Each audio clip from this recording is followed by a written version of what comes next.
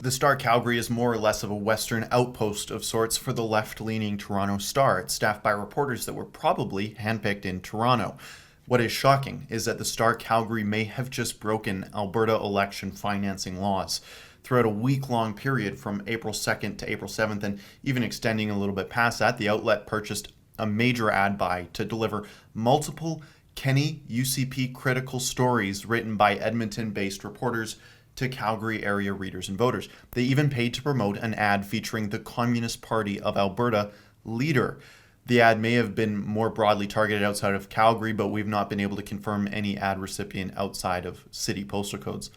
The Star ran their own stories as paid ads, with the result of influencing voters away from Jason Kenney. Now, I believe in free speech, so I think that even left-wing wingnuts have every right to advertise their opinions during an election.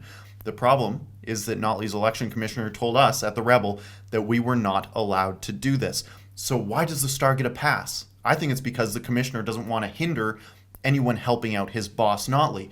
What's with the double standard here? They paid to promote several stories that we're aware of. The one with the most obvious anti-Kenney spin was an article titled, quote, "Just the Facts," checking Jason Kenney's statements. In that article, they judged 4 statements from Kenney, labeling them anything from, quote, "mostly false" to misleading. In a similar article about the NDP leader, they deemed 3 out of 5 of her statements that she made to be true, and 1 to be shaky, and 1 statement to be false. It's not clear if the Star is paying to advertise any positive or critical articles about the NDP, but they sure are dropping some dough to make Kenney look as bad as possible.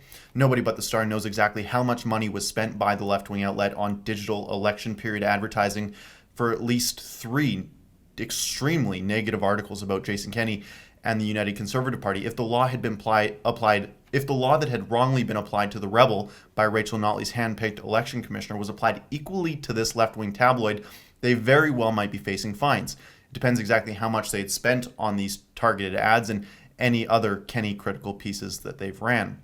As someone who has ran digital political campaigns, I'll attest that running $1,000 bill tabs on Facebook ads is not a difficult task. They're a money pit and might have put the Star over the $1,000 elections ad limit. One of the articles in question rehashes a story from the beginning of the election period for some reason, and was written a week prior to this advertisement appearing on the screens of Calgary residents. It wasn't new news, just news that served the agenda of the bosses at the Star. So they thought that they could drop cash for an ad, buy and promote their political journalism, and nobody would care. Well, I do. I think in principle they should be allowed to do this, but the election commissioner made it clear this is not allowed. We know that Notley's election commissioner has targeted conservative activists and conservative news networks, so the chance that the Star Calgary is even in his focus is highly unlikely. Even if it is confirmed that they broke the law, me personally, I don't think that they did. I think they're protected by the Constitution in the same manner that I think the Rebel is protected. The problem for leftists in Alberta is it's either both of us or neither of us. If you've been following Alberta provincial politics lately, you know that the Alberta government has been trying tirelessly to prosecute the Rebel without a court date. They claim that we're not real media and we don't share the same rights that other journalists in Canada take for granted. The work we do doesn't count. It's just not good enough for Rachel Notley. The governing party hates the Rebel so much that they call the police on us whenever we ask powerful figures tough questions. The Premier's office did it to my colleague Sheila Gunn-Reid while she was working in the legislature. They sicked the sheriff on her. Just recently, Anne McGrath, the NDP communist candidate for Calgary Varsity, dialed 911 on me, hoping to call the secret police and get them to arrest me. She wasted valuable time of the Calgary Police Service, all for a stunt to avoid answering if she regrets running as a communist candidate.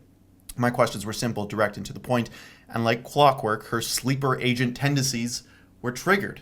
In Mother Russia, the dear leader decides who can and cannot report the news, she probably thought to herself. I'm still in disbelief that she did not understand how terrible it was, optically speaking, for a communist/NDP politician to call the police on a journalist. So I ask you, why are left-wing journalistic publications allowed to advertise their work with clear motives and bias, yet when the Rebel does it, we're prosecuted? Whether or not you like us, the double standard is self-evident. We are living in a world where we allow the government of the day to determine who can and cannot report the news. That's not the Canada I want to live in. For the Rebel.media, I'm Keean Bexte. Hey, thanks for watching. I hope you enjoyed our coverage. We are going to be covering Alberta's election on April 16th live. So make sure you tune in right here on YouTube so you can watch all of the coverage as it happens.